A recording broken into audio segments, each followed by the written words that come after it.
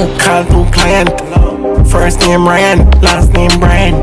Clock party na Mayan, paid in a kuzu and science, 6 them a giant. Epilepsy, blind on the blind, you know, see the damn rich. Your fiancé that a fem. Dark and Dunks are the rhythm, dindin, hemton and attomatic music are the CROOK and Squash 6 Boss. Malie Donn viewer subscribe and Squash. Definitely the check your heart viewer subscribe at the link in the description. Or you run go over there, go run it up. The song name Tun It Up. Viewer subscriber, we definitely feel that one here. The energy depend on check your viewer subscriber. And when it come to Malie Donn and Squash 6 Boss, them definitely can do it and make you feel it, viewer subscriber. The energy over there, go check it out.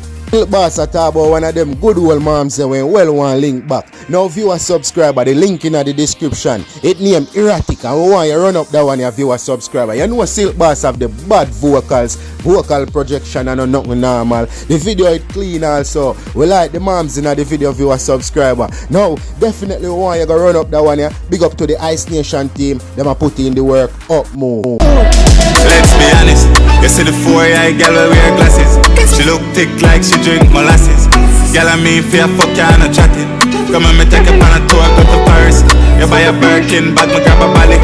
You smoke weed, me with Steve one chalice. I'm not living boom anytime I dreamt of saying. Big up on yourself, viewer subscriber. Now we're there with a case detail. We are looking at the case summary from the Judicial Committee of the Privy Council. Now the issue is that on the 13th of March 2014, the appellants, which is Sean Campbell, Adija Palmer, Andre St. John and Kyra Jones, they were all convicted of the murder of Clive Lizard Williams. The issue is in the appeal is whether their conviction are safe in light of the following grounds of challenge. Now number one, should the trial judge have excluded the telecommunication evidence relied on by the prosecution? Number two, how should the judge have handled the allegation that there were attempts to bribe members of the jury during the trial have been discharged? Was the judge, number three, was the judge wrong to invite the jury to reach a verdict late in the day given the special circumstances of the case? So these are the three issues regarding the Vybz Kartel case. Now the facts surrounding the case is that after a trial lasting 64 days before the trial judge and the jury in the Home Circuit Court in Kingston, Jamaica, the appellants were convicted of Mr. Williams' murder. The prosecution case was that the appellants murdered Mr. Williams on the 16th of August 2011 after he failed to return two unlicensed firearms which the second appellant, Mr. Palmer, had given him for safekeeping. Mr. Williams was not seen or heard from after that date and his body has never been found. The police took the appellants into custody on September 30, 2011 and seized their cellular phones. The prosecution relied heavily on evidence derived from these phones, which was taken from a copy of a CD-ROM provided to Digicel. Now Digicel is a telecommunications provider in Jamaica. Now in response to a police request at the time of the trial, the appellants challenged the admissibility of this telecommunication evidence. They argued that the police request to Digicel and Digicel provision of data to the police were carried out in breach of the Interception of Communications Act. Further, the evidence have been obtained in breach of the fundamental rights to the protection of the privacy of communications granted by the Charter of Fundamental Rights and Freedom contained in the Jamaican Constitution. However, the trial judge ruled that the telecommunications evidence was admissible.